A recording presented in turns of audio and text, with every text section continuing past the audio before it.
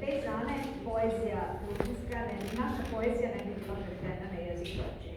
And there is a special thank you to Ana Tosic, who is from Georgia, who married in Serbia, we met her in Serbia, and without Ana, there wouldn't be such a great translation of Serbian poems to Georgian language. So thank you. Her parents and her cousin are here. Thank you very much for coming.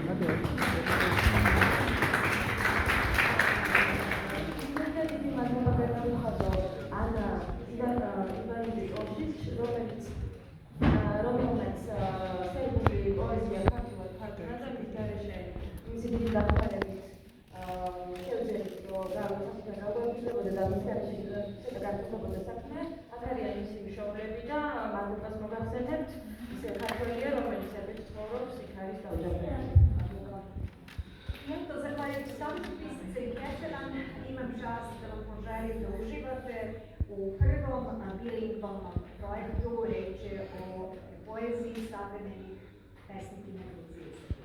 Hvala. And thanks to your Association of Writers in Ketevan and all the people involved, we are really happy to be able to present tonight what we have done so far in order to publish our first book, which is just the beginning of our project.